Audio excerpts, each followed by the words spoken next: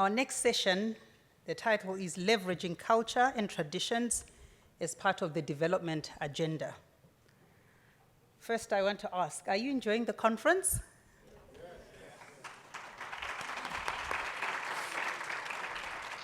That was for the organizers, okay.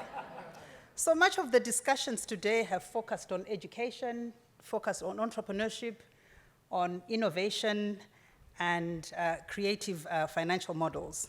So providing quality education that prepares the youth to enter the workforce, investing in science and technology so that local innovation can be spurred, and creating an ecosystem for these young entrepreneurs to enable them, to enable their ideas and aspirations to really thrive. Now, these are all critical pieces to support and strengthen Africa's talent and human capital. But when we say Africa, we are talking of about 54 countries, each one having its own unique, complex history and a very, very vibrant culture.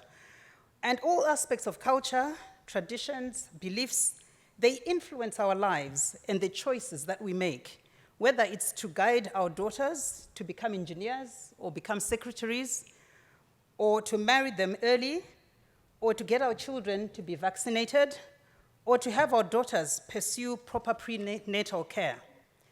At every step, our culture and traditions guide us to enable us on how to deal with all these changes. Fortunately, Africa is rich with traditional leaders who have stepped up and play a very crucial and critical role in bridging traditions with their imperatives of today's world. They have an important role to play in promoting inclusive development and inclusive societies, and they are often the key partners and leaders in philanthropy. It is therefore my pleasure this evening to introduce Her Royal Highness Nuba Gereka Sylvia Naginda, a respected cultural leader and an extremely dynamic individual who leverages her role to drive inclusive development. Her Royal Highness is a traditional and cultural leader of the people of Buganda, the largest kingdom in Uganda, with a population of 7 million people.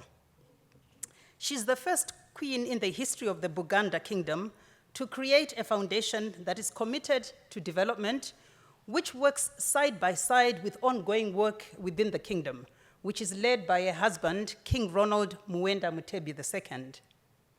Her Royal Highness founded the Nuba Gereka Development Foundation in 2000, which supports socioeconomic development initiatives in education. She's in healthcare, she's doing community empowerment, in the advancement of good cultural values and practices.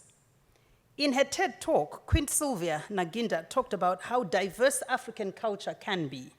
But she also said that diverse cultures are all brought together by our common humanity, which is our Ubuntu. Ladies and gentlemen, here in person, to talk about our culture and Ubuntu, please join me. Welcome Her Royal Highness, Queen Sylvia Naginda.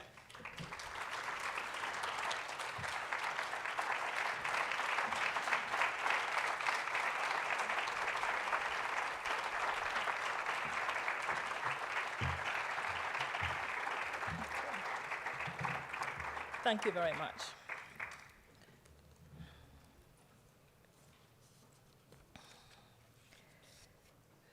Distinguished guests, ladies and gentlemen, a very good afternoon to you all. I bear warm greetings from Kabaka and the people of Buganda, in whose name I stand before you today. It is a great pleasure to be here in Kigali at the second African Philanthropy Forum, and I congratulate the organizers and promoters of this forum on yet another milestone. The theme of my presentation is leveraging culture and traditions as part of the development agenda. It is a very timely theme because it comes against a backdrop of the adoption of the 17 Sustainable Development Goals at the General Assembly of the United Nations last month. The Sustainable Development Goals represent the latest global effort to set an achievable agenda to end poverty, protect the planet, and ensure prosperity for all over the next 15 years. So today I would like to talk to you about how culture and tradition can be leveraged to achieve the Sustainable Development Goals. But before delving into the question of how culture and tradition can be leveraged to achieve these laudable goals, I would like to pause and ponder on some very important questions. Why are we discussing whether culture and tradition can be leveraged as part of the development agenda? Are they having this debate in the US, Denmark, India, China, or Japan? And if not, why? Why not, and why must we in Africa discuss a topic whose answer seems so obvious to everybody else that they are not even debating it? I will hazard an answer to those questions using a quote from a speech His Excellency Paul Kagame made in the Netherlands earlier this month, on the 3rd of October to be precise. Discussing Africa's underdevelopment, His Excellency said, and I quote, "Nations that made progress in the last 50 years, leaving Africa behind, made progress because they chose to define their own path. Africa is where it is because we choose to be defined and developed by others. What you see today is what they wanted us to be," end quote. Now that statement is both wise and profound on many levels because culture and tradition make us who and what we are. Being African is not simply about having melanin in your skin or being born on the African continent. It is more than that. We are Africans because of our proud heritage of cultures and traditions handed down to us by our ancestors. This heritage includes our languages, our philosophy, our belief systems, our customs, and social value systems. It is inherent in us and as essential, I would argue, to our very existence as the air we breathe. But we have allowed others to define our culture and traditions for us, and they have defined them as being at best antiquated or at worst primitive and having no place in the modern world. For us, the broad and all-encompassing word culture has been emasculated and reduced to mean nothing more than music, dance, drama, and tourist trinkets. We are tricked into believing that our cultures and traditions are old-fashioned, that cannot adapt and change to today's world.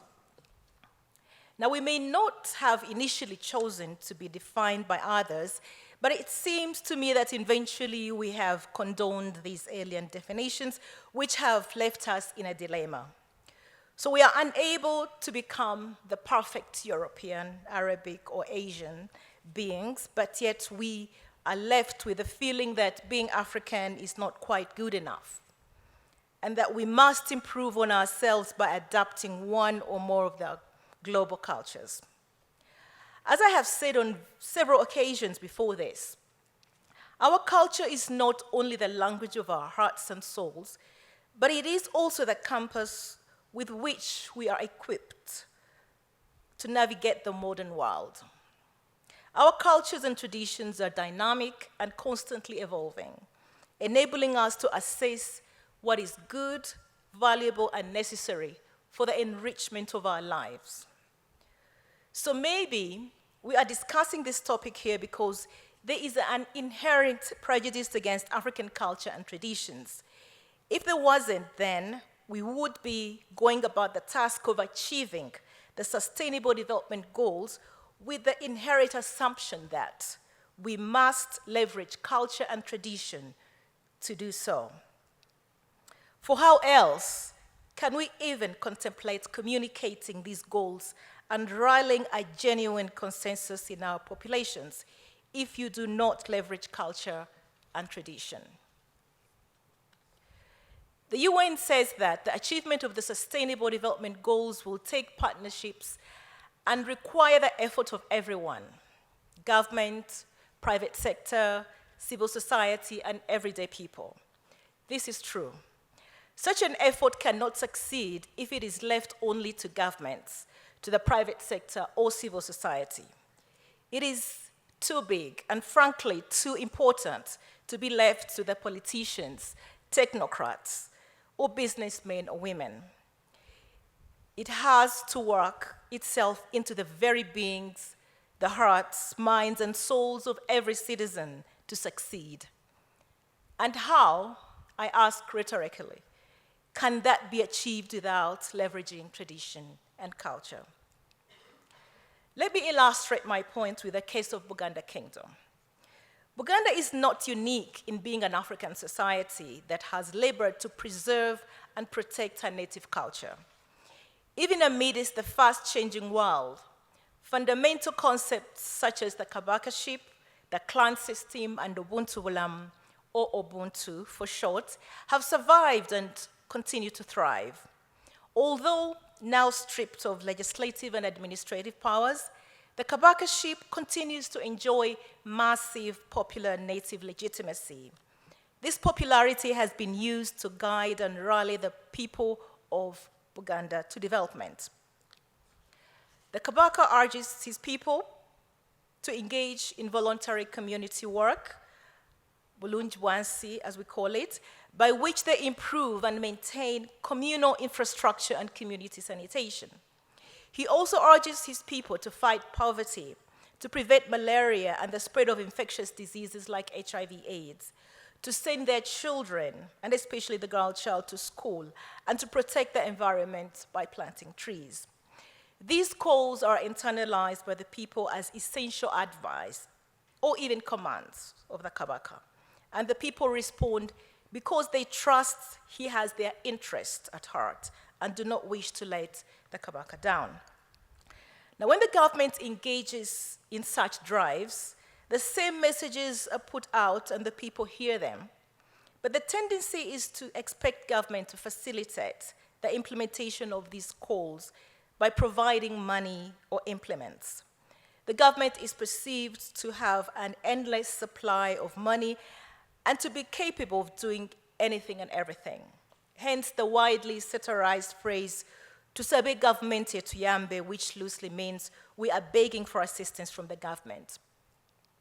So alas, when the traditional institutions calls on people to engage in community work, the people mobilize themselves.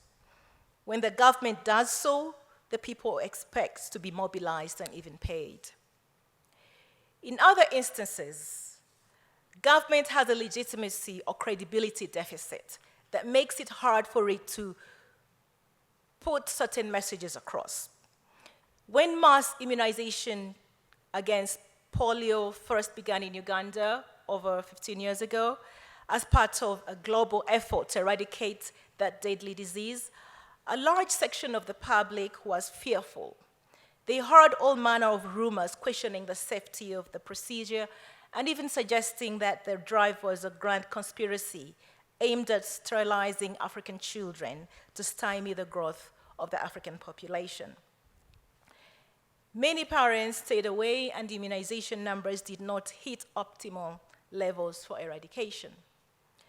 When the government issued adverts and statements giving assurance of safety and dismissing the conspiracy theories, the rumor mongers and conspiracy theorists took this as proof of the government, that the government was part of the scheme.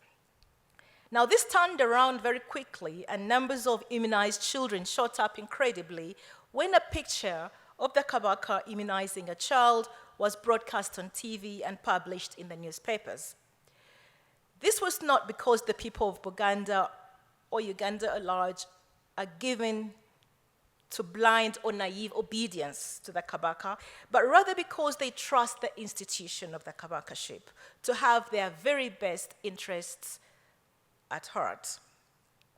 It therefore makes sense to have partnership between governments and legitimate traditional institutions to achieve some of these sustainable development goals, because the traditional leaders have the ability to rally people and get commitment to causes both more easily and cheaper. And that is not all. The achievement of some of the sustainable development goals, such as gender equality, requires a change of culture. Whereas government, the private sector, and civil society may all be in agreement that gender equality is a good thing, they may come across the obstacles of culture and tradition in achieving this goal. Laws may be passed, but without popular buy-in, they may end up gathering dust on the shelf, unimplemented, and the intended goals unachieved. The private sector and civil society may issue manuals and conduct training seminars, but still fail. Why? Because tradition and culture change slowly. Again, using Buganda as a typical example, traditional institutions, such as the Kabakaship, can be of much use in this effort. In Buganda, the Kabakaship is lending a hand in lifting gender barriers to participation by women in all walks of life. The Office of the Nabagereka, which I initiated in 2000, plays a big role in complementing the work of the Kabaka.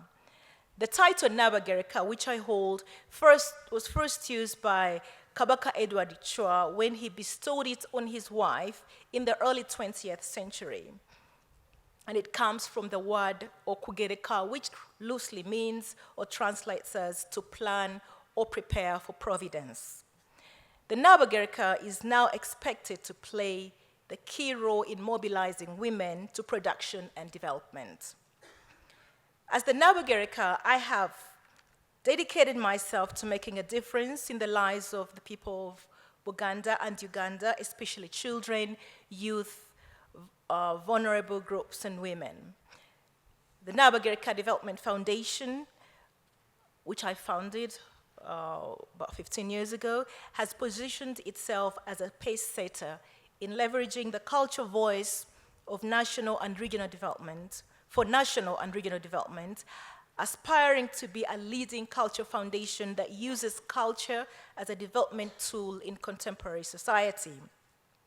Through the foundation, I have used the resources that we can master to render support to key areas such as maternal health, community development, education, public health, poverty eradication, culture preservation, and the empowerment of vulnerable and marginalized groups. Perhaps highest ranking among the foundation's achievements is the popular program that we call Sakati. It's a residential holiday camp for children between the ages of 6 and 18 years, and it draws on the educational traditions of the royal enclosure to promote culture and moral values of our young people by imparting practical life skills and a practical compass with which to navigate the challenges of modern life.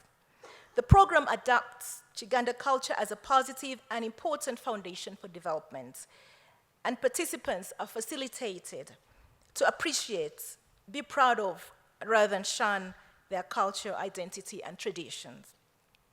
In this way, a traditional institution can be seen to be changing and shaping culture to the demands of the modern world. Achievements in cultural change with respect to gender inequality may also be the key to achieving the reduction of social economic inequality, because in Africa, a large part of the latter is driven by the former. Now, let me conclude by saying that our cultures and traditions are living and vibrant. They are varied and nuanced, but they serve us in the same way. They are our cherished heritage, so let us cease to be ashamed of them and instead use them to help us define ourselves and what is good for us in the modern age. Let us use them as the glue that holds together efficient partnerships between government, the private sector, civil society, and the population at large. We believe that the most successful development programs will be those that not only understand the nuances that exist among the different cultures, but those that integrate the positive elements within cultural institutions and work with culture leaders as equal partners, recognize positive culture contexts and culture as a key framework that defines our choices, opportunities, and abilities in the pursuit and attainment of the Sustainable Development Goals. I thank you very much for listening.